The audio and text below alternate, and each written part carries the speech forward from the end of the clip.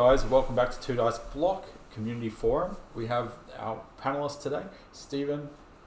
Hi there. Carl. Yo. So today we're going to discuss some of the hard-hitting questions in Blood Bowl community. Alright, let's kick us off. What's some of the questions we're gonna cover? Okay, so ethics in Blood Bowl, 3D printing versus store-bought. What else we got? The new corn team. New corn team, of course. Yeah, star players, upcoming star players, and the new ones that have been in.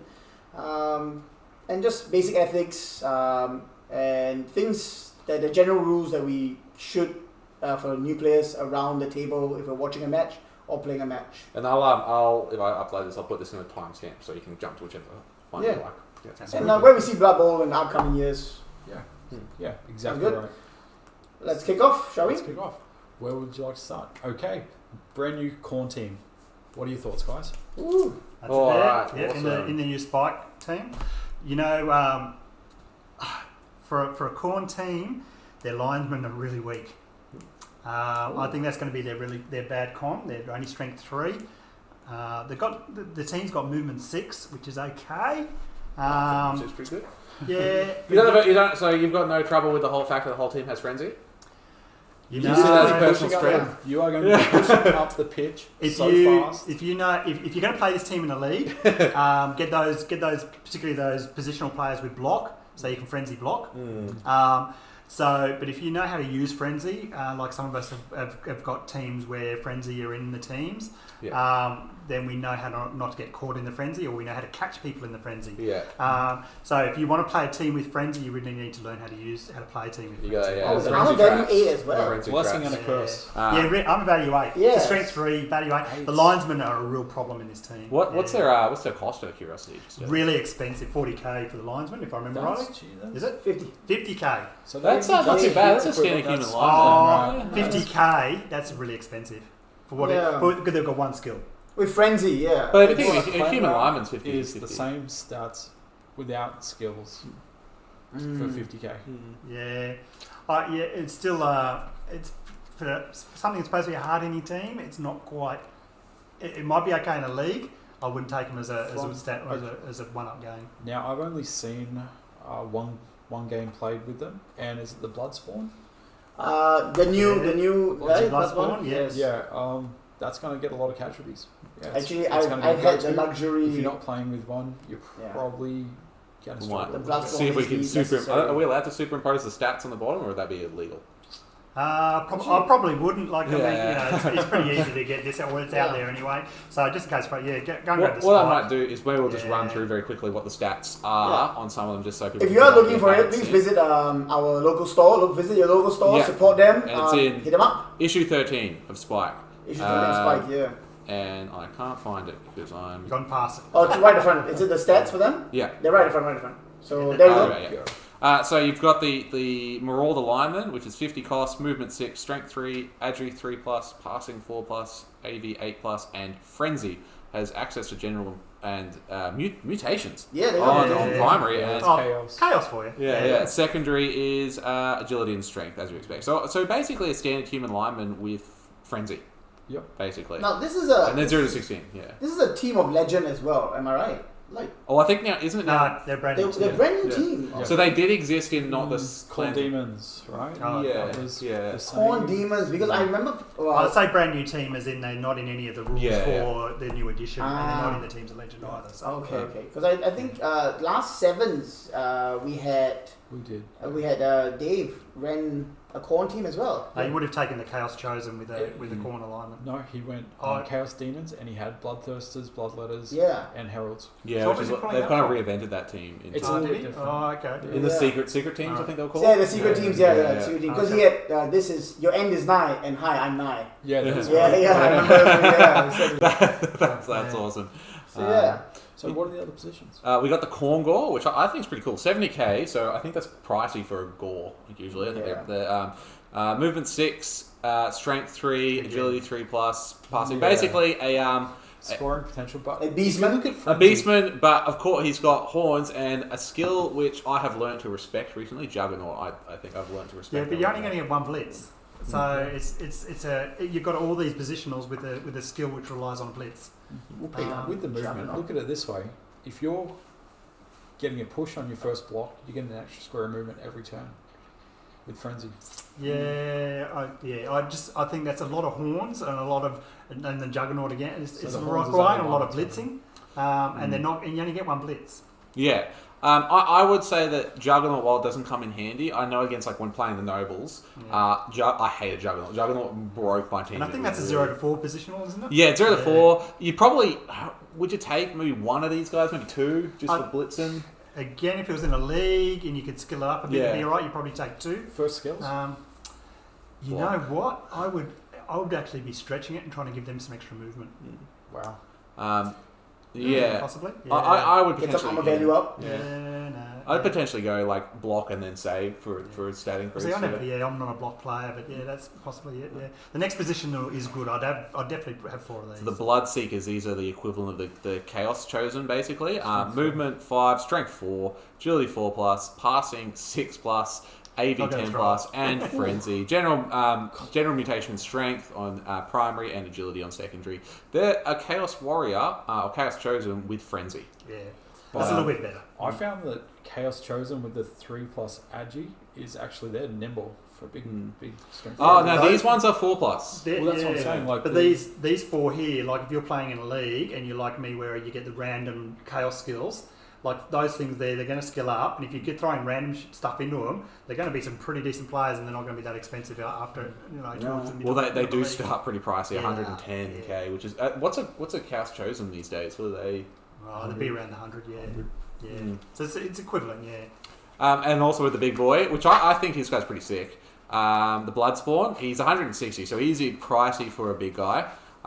He's strength 5 basically. He's just in a big guy, movement 5. Can't throw the ball. In case you wanted, he's only AV 9+. So for a big guy, he's low armored. But he's got claws. He's got frenzy, of course, because it's a corn team. He's got your loner. He's got your mighty blow, and unchanneled fury. And so he's kind of similar to a Minotaur, but he's got claws, basically. That's his thing. And I think the claws of the frenzy is quite a nice combo. Breaks on 8, breaks on 8. And mutation and strength, of course, and agility and general on secondary. And they're rated as a tier 2 team. Do you think that's accurate? Interesting. Tier 2. I think what people are glossing over and they're missing in that is the star player, the Minotaur. And what I'd noticed straight away was he was strength 6 with horns. So on a blitz he becomes strength 7, which is a giant. So he can actually go to one block dice on his own on a giant. You get 1 assist on that. Assist on that. He's doing a 2 block dice on a giant. I think and anything else like he's probably one of the strongest players in the game now. Yeah, the Great Black Bull. I expect to see him lots. Yeah, I could see him using the blitzers to get that 3 dice. For all that for a star player, it was 240k. Yeah. As a star player, what other teams can he play for? Does it say? Does he? So his teams should be down the bottom. It will say what teams he's.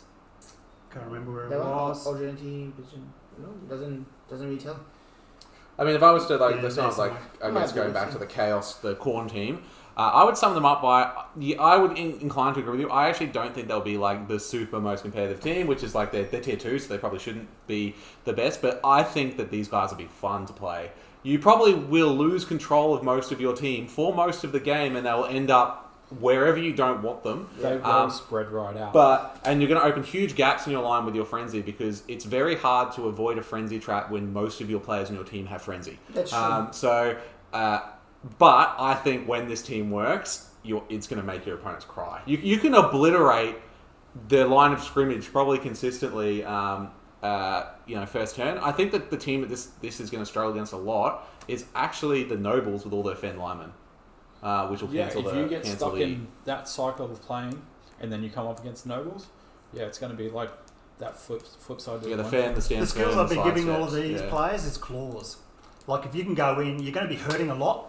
And if you can guarantee a lot of armor breaks at 8s instead of the 9s and 10s, there's some solid teams with 9s and 10s. Would you go but if you can do a lot of armor breaks at 8s, so if you've got a decent amount of players in that team there with claws, which are breaking at 8s, you're just going to shred teams. Mutation is a primary. Two games into the league. I think also, and then probably straight into Mighty Blow. just so if you're Just in versing, case, if you're versing an armor 8+ team anyway, so you just use the mighty blow to kill them. But with that, you honestly don't need the claws or mighty blow, because with frenzy, most of the time they're gonna try to push you out of the lines anyway. Yeah. I've been caught in the middle. surfing potential on this team Yes, is because nuts. I've been caught in the middle where I've had players being pushed like from the middle of the pitch to the edge of the pitch. See, that is great. With Until such you push ease. one out, and then you're left there. No, I don't. Because Or someone knows how to play a frenzy trap. Yeah. But saying that, I've seen like these guys are kind of very similar to Norse in that sense. So Norse had a lot of frenzy as well, and I've seen a good Norse player surf someone from the middle of the field. Yeah, They that's serve what I mean, upright. Like they surf them from the middle of the field, which is just ludicrous, So right? he would be using 3 or 4 players in a consecutive Multiple chase. Multiple Yeah. frenzy, Just push, and then push. you blitz the guy out at the end. So you would, out of a 2 dice block, you would be taking the push to go. Which is what he did. Yeah, he just pushed and went. Because then you're guaranteed they're gone rather than just Exactly. falling over. And even if you don't make it in the first round, there's still a potential for you to hit after that, and you can go two players literally left and right. Saying that, it was probably not the best use of all his actions, but at that time the player was like, I just want to do it to see if I can. You know, like that was I basically. mean, turn one, balls in the middle of my side of the court. You're touching my players. Let's push you guys and see where we can go. Well, I think it'd be you fun. see them on the field. I'm really keen to see them. I think it'll be super fun to play. With that, we have a lot of star players that the team can take. Whoa, yes. There's a lot of star players. Yeah. Star players, this upcoming, look at that, man. That's A lot of 8, 10, 11, including 8, 10 star player choice, including our lovely fat rat, Glat. The squirrel. The squirrel, yeah. Eating my stuff.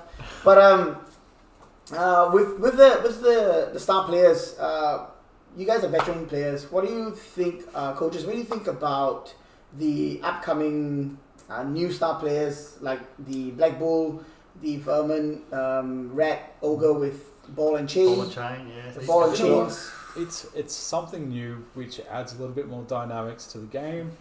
If you've played for a long time, like Pete has, you've come up against pretty much all the star players. To keep the game fresh, new star players. As for how good they are, I guess that comes down to the coach, hey? What I love is in the league, if you're relying on star players, you're not going to progress because the star players can't carry. They can't carry, and they're liable to be the one that will take down the other players or whatever. So you're losing points. So your own team players aren't progressing. So if you're relying on star players, you're not going to do well in the league. But if you're going to tournaments and stuff like that, seeing those star players out there, they're those heroes. You love to see the stuff they can do, bits and pieces, different things.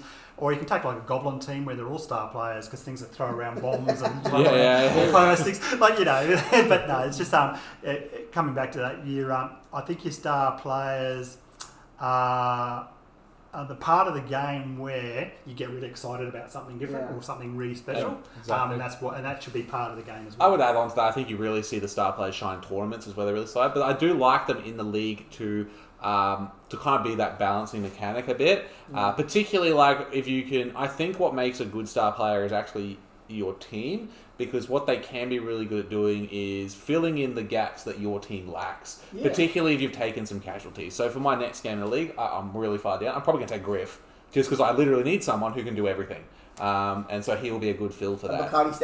But I know when I played against the Tomb Kings recently, or a while ago actually, they took the Wilhelm. Great for them. Super fast. The one thing that the Tomb Kings lack is they are slow, right? Yeah. They're really slow and they can't dodge. You've got a player then that's really fast and can react to things that, like chaos that happens, which is what the Tomb Kings are really bad at doing. They don't like react. That was my first experience against a star player was against the Tomb King. He took Akon on the field, and with Dauntless, the skill of Dauntless, that's fun. The squirrel. Yeah. He is. I was surprised. I'm like, who's that? What's that? And how does it do that? And then he just shocked my team. I was like, wow. Yeah. I love a chainsaw too, so the star players going in there. When you put a chainsaw down on the field, people just look at you and they're like, oh no. And you've got to run away from a chainsaw. But then the chainsaw, you go to use it and he drops it on himself and kills himself. Have you seen any goblins? This league that we're in, what do you think about the coaches taking star players? I think we've got Rumlow Green Skin. Yeah. which is a sheepskin taken over. We've got Griff, obviously, Vogue, Goldshoer, Acorn, Heckflem. I took the Smash Rip with me in my last match. Yes, in my last match. Yeah. Has Skaven team seen any star players? No, I've not been able to induce a single thing all season. Okay. I took Smash Rip with me. You had the Red Ogre out. I had my Red Ogre out, yeah. So I needed your points something. were down, yeah. I needed something to put in the power. Yeah, I agree. I don't looking at the star players, and I honestly haven't seen the new ones, but I've seen a lot of the old ones, and some of the new ones are just really old ones that have been brought back in. So they, I don't think any of the star players I would consider, well, maybe aside from Griff, like OP, you know, like the points for what they're worth. And Griff, even he's really expensive.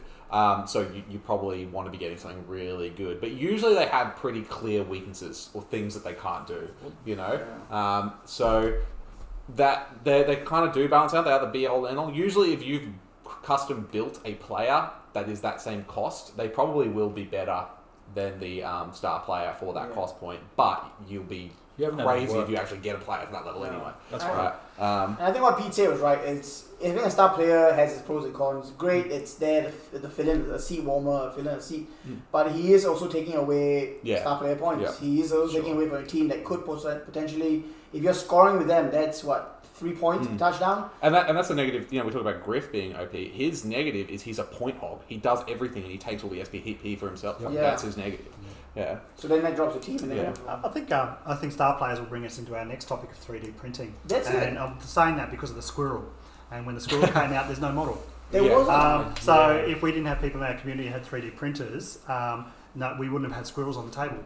And I think the game has teams and and players available with, like, there's the rules for them, but there's no models for them. Yeah. So you got that annoys me. You got two elements of the 3D printing. You got 3D printing teams which do exist in 3D printing teams and positionals that don't exist as models. Yeah. For me as a not a great hobbyist in regards to that, people that need these star players and want their custom teams, I can't build them myself, but I know that I can quite easily find an STL file and have a unique team that's going to stand out on the pitch and do exactly the same as. Well, I think we know where, because I'm playing with a team of teddy bears this season, Yeah. so my whole team. And what box I'm playing set was Underworld, yes, so I'm playing Underworld Denizens, but I didn't particularly want to go and buy the box sets and the bits and the multiple box sets and all that sort of stuff. Yeah. And I wanted something just a little bit more fun and a bit interesting. So I happened to find a teddy bear 3D file. So I resized it, add claws, all that sort of stuff, and so now I've got teddy bears running around on the field. Yeah. And to me, it's about having fun with the game, not necessarily. And I think we're progressing past the point of where you have to have legal models. I do, however, in saying that, you cannot put stuff on the table if your opponent can't tell what it is. Yeah. It has to be very, very clear whether you've named them on the bases. Or the distinction, or they're very distinct in terms of what they are. It has to be very, very clear what the models are, what you're playing against. Yeah. I think it's unfair to go to a person to put stuff on the table and they've got to try and figure out what it is they're playing against. A lot of teams being a new player myself, a lot of teams might look. I see some of the players and the teams, they do look like the positionals do look repetitive at times. So I find it hard at times to differentiate some of the players without looking at the name and numbers, because some of them have numbers on their shoulder, their pauldrons, on their back, some have them on their base. So it is a little bit harder. But For example, the Orc team, it's like the Blitzer has a ponytail, and that's pretty much most of the difference, you know. Yeah, unless I'm looking over the board, I can't see that ponytail if I wasn't paying attention. So But there's a lot of alternative stuff out there as well, not even just 3D printed. I mean, you've got the cutie malls. I don't know if you've ever seen cutie malls. Yeah, I was going to say third party. They're really cute as well. Yeah. And if you're trying to get kids into the game as well, things like the cutie malls or stuff like that, It's adorable. It can be quite. Yeah, it can get people in, or even like the princesses team. Yes, I was just about to touch on that. With some of our female players. So there's a whole. I think it's about creating a bit of variety and creating hobby and fun around the core. Absolutely. You know, I think And you want distinction from your team. Like I would love my red team to be different as a model to a seasoned player coach team. Because I mean, look, when we're on the line, a gutter runner looks like the other gutter runner except for different paints. You know. You know what really excites me about 3D printing? Stadiums. Oh yes, Yeah. I think I've got my hands on one. I'm back to Kickstarter just recently, so I've got my hands on one which is going to hit the 3D printer soon. So I'm very excited about that too, like creating the environment around it, all that sort of stuff, and the stuff that's not supplied officially. Okay. So yeah, Looking at stuff that you've done in the past, Pete, like your or even the board. Yeah, look at that. Everyone look at that. skull pitch. Oh, the skull pitch, yeah. So that was all Yeah. 3D printed. Never seen anything like it in my life. It looks amazing. Does the Yeah, job. you haven't seen it. The whole board is skulls, and then I poured red blood resin across the whole across the top of it. So it was pretty cool. I think the core is about the rules and the books, and I think the hobby and the fun of the game is about making your team. And it builds that. I think it builds that community and that difference around it, which is really important for this kind of game as well. Particularly adds that league theme that when you see a team, you know what the team is. Yeah. You know, I remember those guys. They were cool. I remember the teddy bears. They were a team. That Anyone seen the teddy bears is going to No. remember the teddy bears. Yeah. But it's the kind of thing where, as a player, you want to connect with your figures as well. You want to know that when you're playing that figure, I know that that's it. Like, I have no idea why, but my additional gutter runners that I have abs that I can never achieve. So I'm like, they deserve all the 9 and 12 packs that they have. I think, Fantastic. Because you can't get an apothecary figure, can you? Unless you buy... No, and there's lots, and that's like another big thing about 3D printing, which I think for me, because I'm not a big hobbyist, it's just like there's a lot of models in the game or positionals in the game that don't have models. And it's like, how else are you going to get it? But even like, does the Croxagore have a dedicated Blood Bowl model yet? It does now.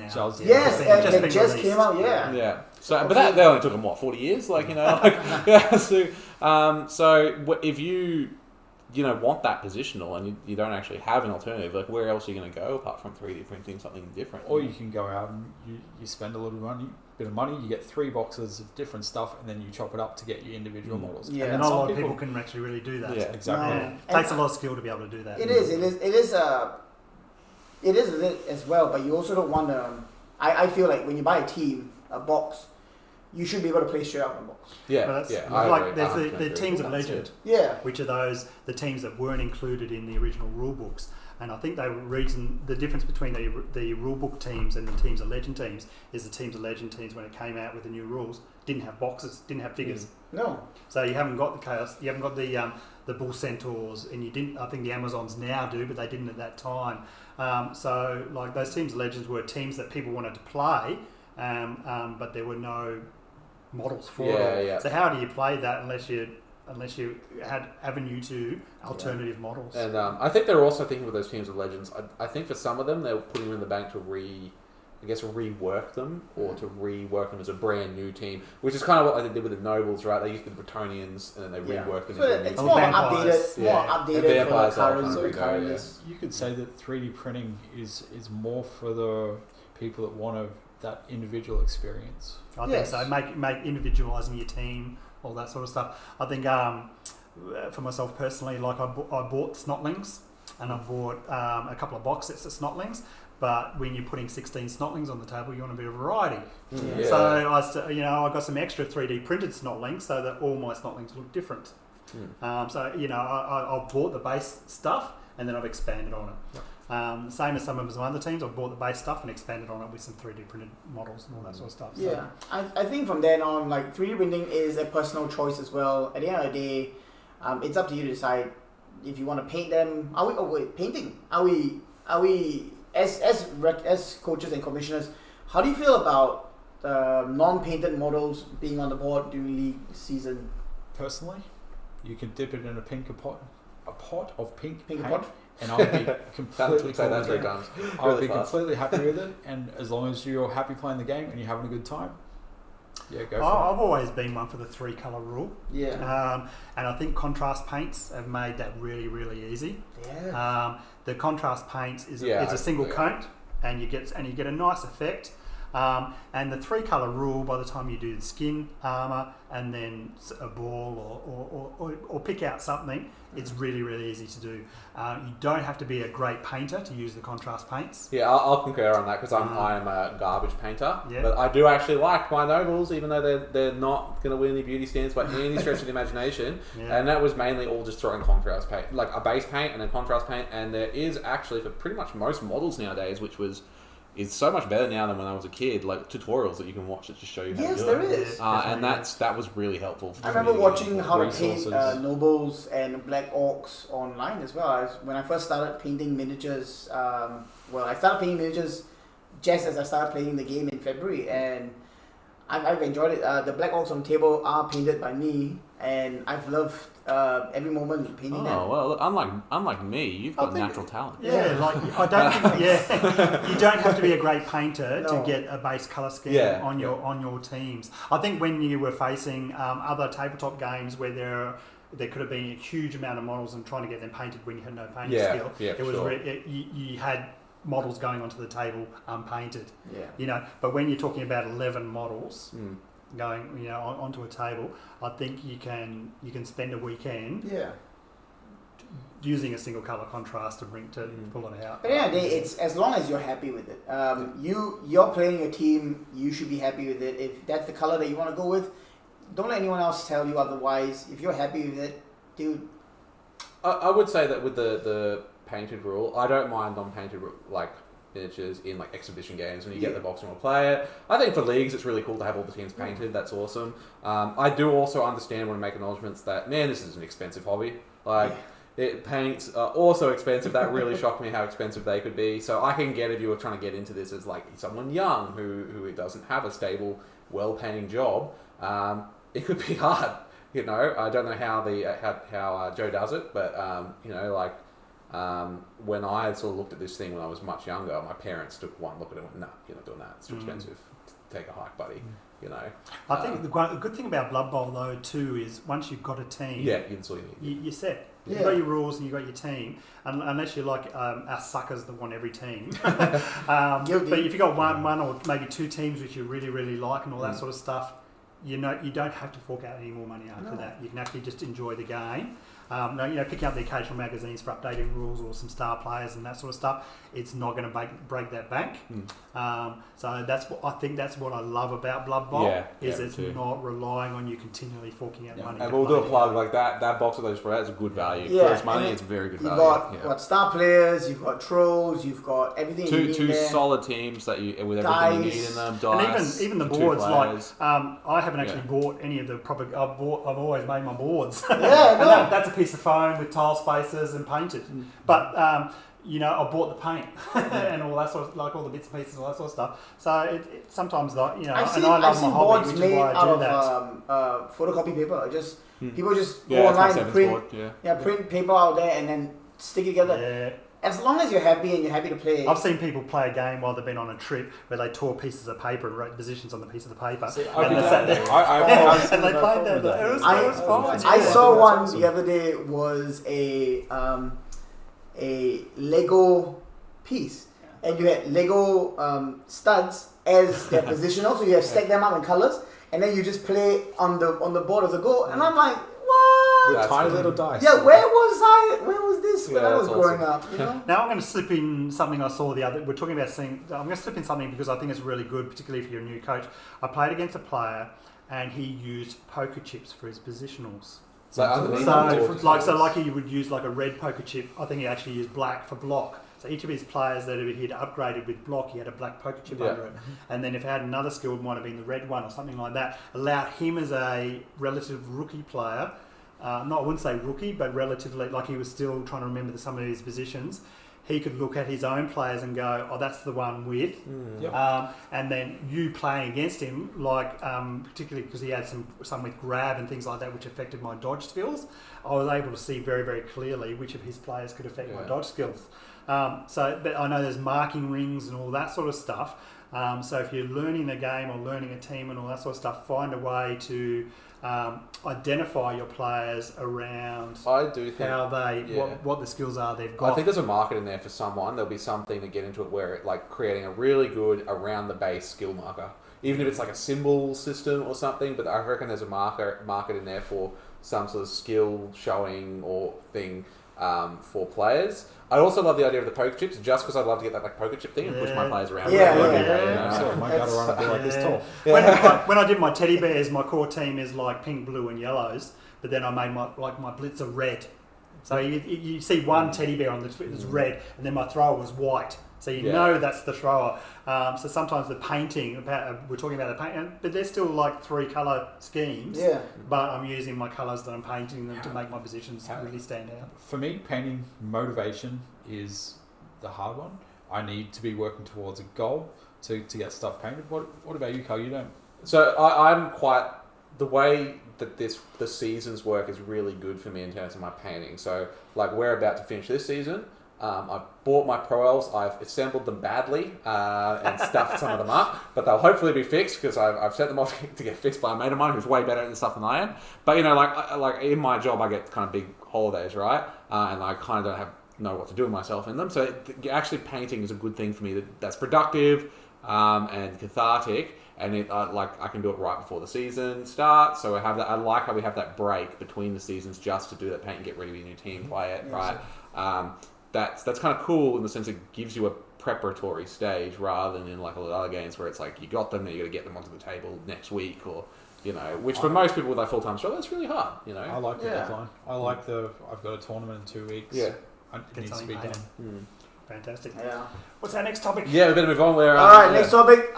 Being a new coach and a rookie coach, there are some do's and don'ts at the table. What are your thoughts on quarterbacking and what I've heard? So is this the etiquette? The etiquette. So the etiquette section. So we're talking about etiquette of the Blood Bowl table, being at the table, being around the table, playing against. I've heard the term quarterbacking going around. What does that mean, and how do we prevent that, or how do we talk about that if you're playing on the table and someone does that? How do you do that? I guess I can from here because quarterbacking is like something. So it's something that I guess rookie coaches would fall into the trap of doing, and it's really an innocent mistake that happens. And it's just like if 2 people are playing a league game, quarterbacking is like you're sitting there, you might be watching, and you're not the best league players, but you point things out that the players might not have seen, like, oh, don't forget that guy's got a block, or if you can get this guy over here, that's quarterbacking, and when you're like a rookie, you don't know the stakes of the game until you've played in the league. So you've got there's a kind of an art to spectating Blood Bowl and joining the conversation without giving away anything. It about almost the game. hurts sometimes. You sit back and you're watching a match Yeah. go on. I know you hate see it. stuff going on, and you're like, I've seen you squirm in your chair because you just want to burst out of you to shout and tell them. The play ends, and you're like, I still want to tell them what I would have done possibly, but you wait till the end of the game. Is the etiquette there? And it's even like when you're watching a game and you don't have stakes in it, like you could sit there and you can just see the best play. Yeah. But when you're sitting behind it and your team's on the line and you're trying to get that win and you've been concentrating for an hour, you can make those mistakes. Everyone does, and you might not just see that perfect play that the person that sits going, just block here, man. So what do you do? Yeah. There's no room for quarterbacking whatsoever. Yeah, ever. Absolutely. So I've been asked to watch two new coaches and sit there and actually coach them through the game, which isn't quarterbacking. So what I did was I wouldn't offer any advice. I wait for them to ask me a question, and then I would clarify options for them or what I could see around a position. But I would never step in over them and go, try this or do this. It was about their game, and I would wait for questions to be asked. What happens? There's a league match going on. The stakes could be whatever, and someone has walked into a local gaming store and says, "Oh, you should definitely pass it to to whatever player." Do they get removed from the store? Are they told to? They're warned. I think you just give them a warning. What happens if they don't give the warning? You just got to be polite and say, "Look, mate, we're playing a game. Please, can you not offer advice? We just want to play a game." You have that. And do you do if it's just a brief or do they go? hey, that, then you go, hey, I'm sorry, but thanks for the options, but we're kind of in the middle of the game. I think there's a distinction there because whenever I've seen quarterbacking done, it's usually been an innocent mistake. Like it's not been intentional trying to think. It's just, but you know, like there's a difference between someone sitting there going, hey, you know, like that guy's open. If you pass him the ball and move there, you can score. And then going, you know what you should totally do? You should just totally give the ball to the ogre and throw it downfield. Yeah. Right? Like that's, even though it's advice, you know, it's just banter and it's garbage. Like I give terrible advice all the time. Like that's different. You know, like thanks, Cavens. Go for it. There's a kind of an art to it, going like, oh, you should easily just dodge through those 30 tackle zones. That's the play right there. That's not. I once lost a tournament, a full weekend's tournament. I lost the tournament simply because my opponents in the final game got quarterbacked, and it gave them a move that lost me the game. Yeah. So it wasn't in Blood Bowl; it was a different game. But I'm very firm that it doesn't matter whether it's a friendly game on a weekend or it's a if it was the four of us playing, you don't look on the other side and you don't quarterback. What about rules? What do you do if you're watching a game being played and you see a critical error where it might be the difference of like a 2 dice block to a 1 dice block, or a tackle zone, or a forgotten rule? Tell them after the game if you want. I would say after the game. We have discussions after the match. I think it depends on the rule. Like, if it's like tackle zones and stuff, I wouldn't comment. But if it's like a clearly really important rule being played wrong, I'd probably correct it. Like, not during the game. It's up to them. Because remember, in our particular league, we've got a bylaw saying that if a game had a rule misinterpretation that really broke the game, we were allowed the game to be replayed.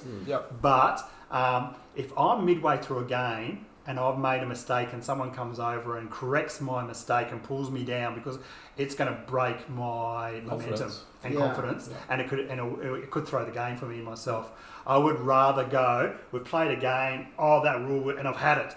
That rule, we really got that wrong. That actually really made a big effect on the game. Let's replay the game. What about, like, I've had games where me, as a player, I will tell my opponent what the modifiers might be, the amount of tackle zones, what my players' skills are before they roll any dice. Yeah. What about when you have a game where you go, okay, you know what you want to do, you know the play that you're going to do in the succession of dice rolls, you roll the dice, and then the opponent goes, oh, by the way, there's skills X, Y, and Z, and the modifiers might have been X, Y, and Z as well. What do you think about that? I disclose all my skills at the beginning of the game. So you should have a team sheet there. And I think so if I was playing against you, Luke, and I was going to take, and I wasn't too sure about that player, it's up to me to go, can I have a quick look at that player's position? It's too late after I've made the move and made the rolls, and then I've realised that player's got grab or tackle it. And in my last game against Lizards, I actually stuffed up, thinking I could rely on dodge and not realising the skills were on that. It was because I didn't look at that team sheet to realise that player had those skills. But in saying that, I've had a rookie coach go, I'm going to do this, I'm going to go to there, which requires that dice roll, and then I'm going to do that. And I said, you can't actually do those two consecutive things. So he explained to me what he was planning to do, and then I let him know the rule saying you can't actually do that. But it was good of him being a rookie coach that he was explaining what it is. And I think it was a throw or a catch, and then it was going to be a handoff, and there was some other combination. And I said you can't actually do that combination in one action. What about chess rules? You move your piece, no dice are rolled. Is it fair to say, hey, no dice being rolled, I'm just going to actually put that player back to where he was before he was activated? Do you move any other player? I think that comes down to your opponent. That would be my Do you move any other player? So if you're moving that, and then you go, you know what, there, or that's done, and you move that, you wait, I'm going to move that. I would say once no. you move the other model, you can't. You can't move that. Yeah. I'm okay. But there's nothing putting it back. Yeah. Like going, that count. No, that doesn't work, and you're putting it back to where it was. If it's the same, it's a case of you're working on one of your players.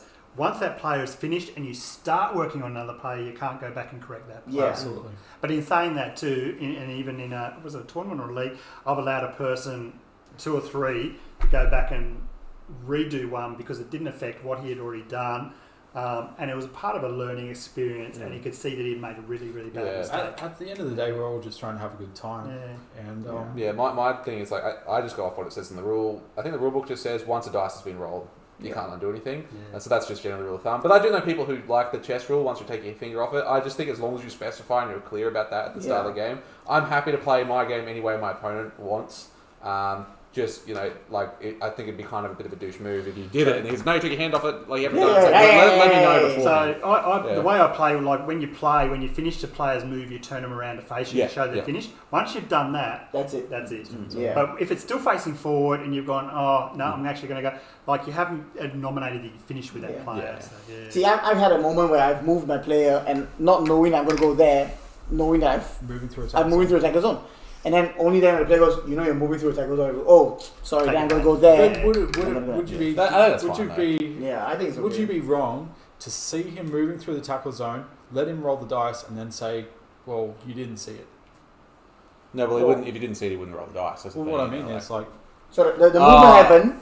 Then he's like, okay, I'm going to go there. Well, you need to go now. Once he's decided to turn.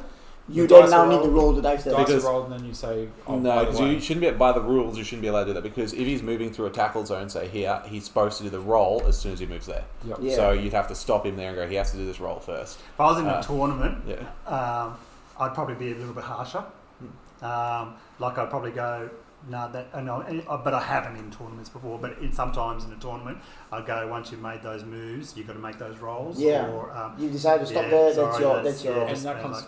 But in tournaments, you're not like a league where you're going to have a lot of players with upskilling and all that sort of stuff too, which can blend it. You should know in a tournament if you're going in, you should know the base skills and stats of all the teams you're going to be coming up against. And to be honest, like doing where you move through a tackle zone, usually that only happens to rookies or people who, like, if you're really having just like a wacky game, and then most of the time people are going to be like... I had one of my league games where a guy did something and he's gone, oh damn, and he said, and I went, I'm going to make you roll that dice because you're going to remember now, because you're going to remember. If they keep making that mistake, I would do the same. So I was going to be like, nah, I'm going to make you do that because you're not going to do it again. Yeah, you know what'll make you remember it? Having your orc fall on its face. That will keep you remembering for next time. Luke, what was that? I was just going to say, like, with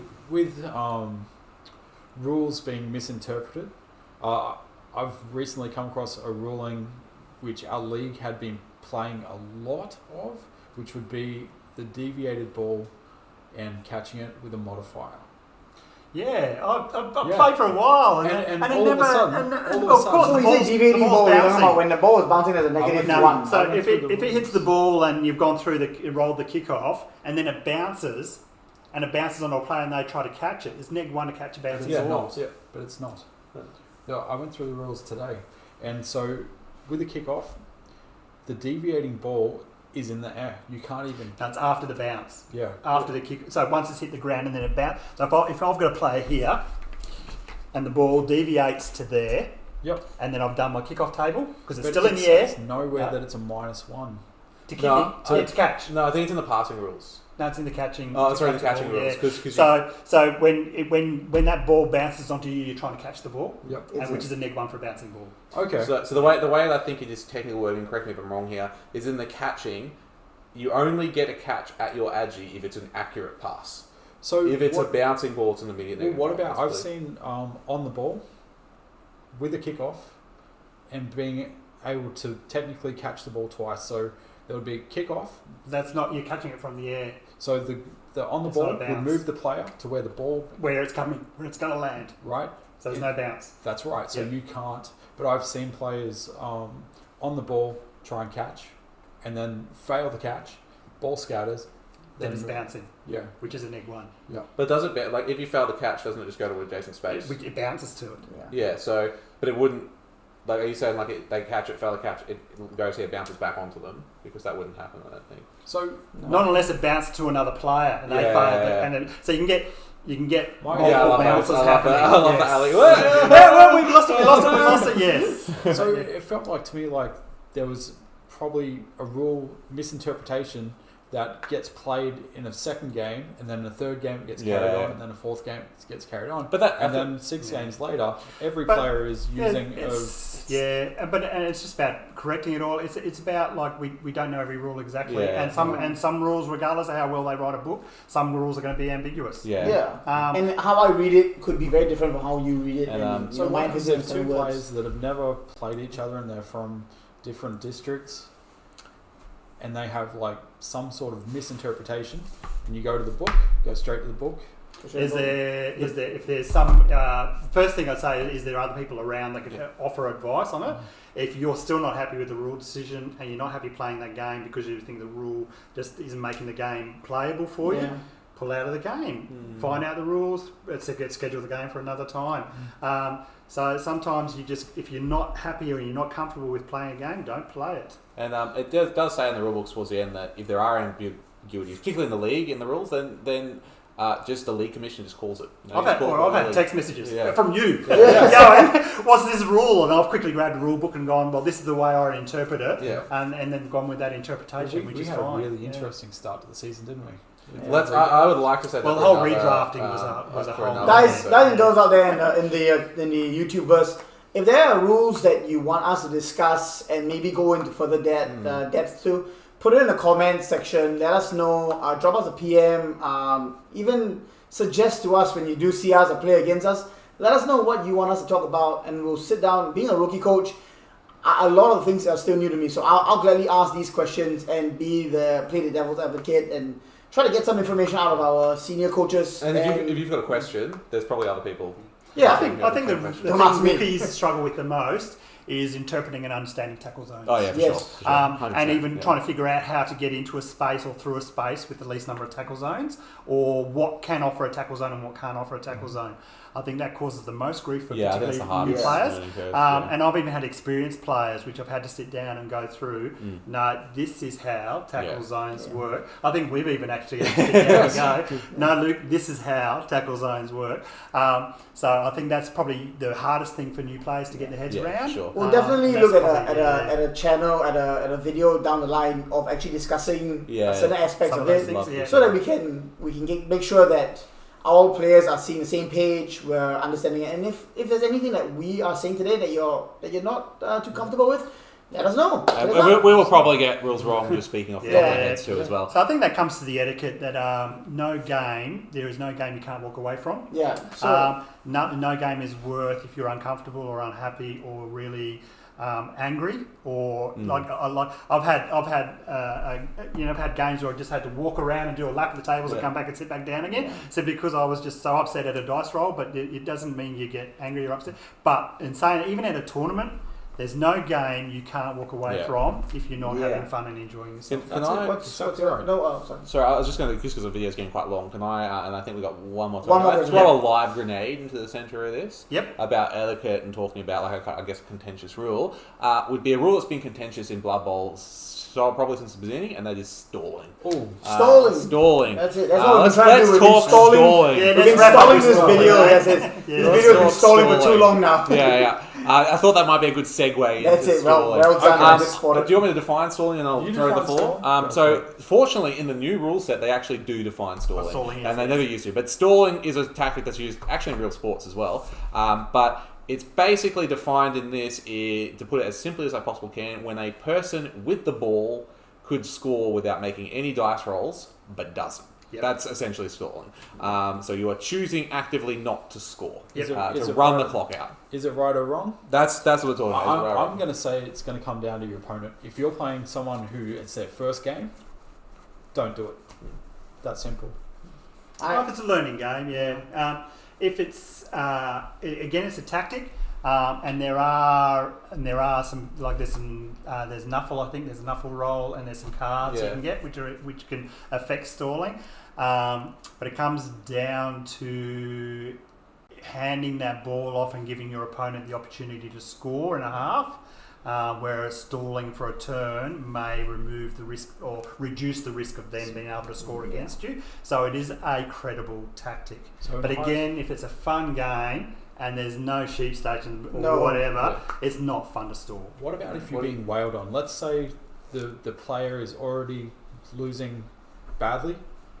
They're having players removed from the table, and then that player that's winning decides to stall and just keep But I would just throw in that the leagues that I started playing on would have said that was the best move you could make. Yeah. If you're winning, it's the best time to stall. My question on that move is that it is fantasy football. If I'm playing high elves or dark elves or something that was a little bit more brutish and darker and bad in a sense, That's part of my tactic. My tactic is to take the ball, hold the ball, beat you up until you can't play no more, and then I just walk to the end of the line. That's my understanding of stalling. Is part of the game. If I'm a bad player, if I'm a black orc who's painted with blood and gore, and my aim of the game is not to score touchdown but to hurt my opponent. That's part of the game, isn't it not? Would you say that's a bad? So I guess I can weigh in with my here. So I'll say as someone who initially didn't like stalling, but I would also agree with you that I think it's part of the game, and there are teams designed to stall. Like if you played everyone like dwarves, everyone hates dwarves, and stalling is probably a reason why people hate dwarves. I love dwarves. I think the dwarves are cool, but there's a very common Blood Bowl strategy called the 2-1 grind, and that strategy is entirely based off stalling. It's called the 2-1 grind. You let your opponent have the ball first. You let them score as fast as possible, and then you grind up the field and score on turn 8. Then you get your drive. You take that ball. You stall out for 8 turns and score on turn 8. And dwarves, that's their primary play. I might just throw to wrap this up. There's a way to stall without stalling, and what that means is if you have a player fall down or something like that, then it ends your turn. So before you even get to the player which may stall, you can do a risky action, which is probably going to guarantee you ending your turn, like a 3 dice block your favour. You're not stalling because your turn's been ended. Activation early. I agree. I think that still does qualify. If you've got, I'm pretty sure the way the rules describe it, if you ever have a player who is capable of scoring but doesn't under certain conditions, then they are. It's a form of stalling. If you had a Noblar and you're in stalling position, you've got a Noblar and you're going to throw a 3 dice uphill block into like a human lineman, knowing that you're just going to be giving away your turn, like that's fair. It's still stalling, but it's a way out of it's not obvious. It's not obvious. I'm ending my turn, but that one can still move. I don't want to there is a way to stall without stalling, and it's fumble rooski skill. So people will, I've seen dwarves do this, if there's any stalling rules, they'll move their cage up and then they'll fumble rooski the ball in front of their thrower, and they'll cage around the ball, and the next turn they'll pick it up and fumble rooski it again if they want to get closer to the touchdown. But because technically a player is not holding the ball, it's not stalling technically. So that's what are your views on that? Like when I first started the league, my understanding was that I could use the potential to score, but I could also hold the ball and cause hurt. But I was told otherwise by a fellow player that no, the rules are because of last league's issue with stalling. The new rule is that if the ball carrier has no blocks or no tackle zones that you need to go out or no dice rolls, he needs to go for there's no rule on stalling and there's no rule on stalling either. There was 5 people I could have gotten killed. I've had a Skaven player which I ran diagonally across the field rather than running straight. Is it bad taste though? It is if it's just a fun game, because it doesn't matter what the score is at the end of it. It's about playing, and if you're sitting there for 3 turns not doing anything, the game's not really moving. But it's a tactic. It's a tactical game. If your tactic is to do that, would you then go? That's unsportsmanship. My thing would be that I'd add onto this is once when I was first playing, I didn't like stalling, but once I accepted it was part of the game, I always considered it as a move that my opponent would do, which means I always planned so that it's same with fouling as well. When I know someone's going to stall against me, I force them. Force them to score. I did exactly that in my last match. The player with the ball was holding off with 5 other players surrounding him at the end zone. And I knew he was going to hold the ball there. So I bumped up my number, gave one of my players a chance to do a push, and all I wanted to do was to push him on the line, and that gave me the chance to score a second touchdown, which won me the game in 2-1. And I guarantee most players, if the guy with the ball has got a chance of getting blitzed, it can happen. They'll just take the score rather than risk taking the hit. If I've got the points, I quite often will slip a mage in. Yeah, that stops stalling this time. If you're going to stall, there's my mage. Exactly. There's a lightning bolt with your name on it, buddy. So take notes. Was that? You got a mage on a where? I think one of my league matches, a mage dropped the ball runner 3 squares from the line. So the mage is always good fun. All right, let's wrap up. Look, last thing I wanted to ask you guys. Thank you so much. Where do you guys see Blood Bowl in the years to come? What do you think is the next couple of years for Blood Bowl? Look, I'll keep it real short as our closing thoughts. I don't think Blood Bowl's changed much in 20, 30 years, so I don't see it changing much in the future. I just hope that they take some of those teams of legends and they kind of just jig them up for the new rules. I really like High Elves, but I feel like they need like another something interesting about them. They're like just the boring elves.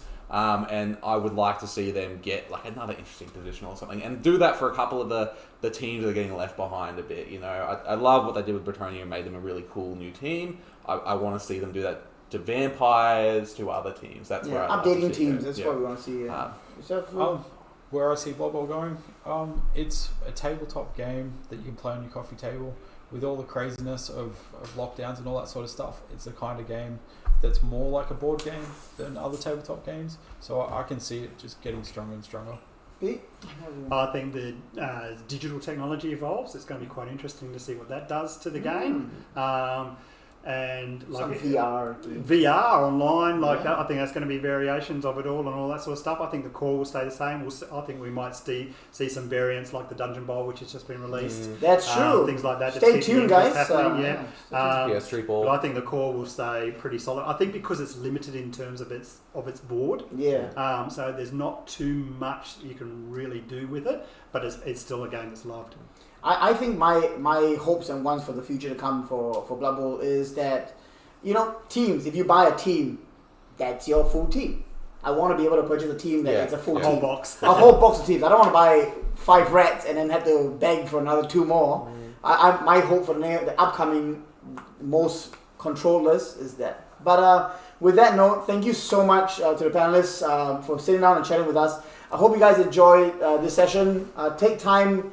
Put a like and a comment, share, subscribe, and 2 Dice Block. I'm going to end with one special thing. It's a joke. Oh, no. You play too much Blood Bowl when you ask a girl if you can buy her a drink. And she goes, go for it. And you tell her, no way in hell. I don't want to die. And you just leave her alone. Thank you so much, guys. I'll see you guys soon.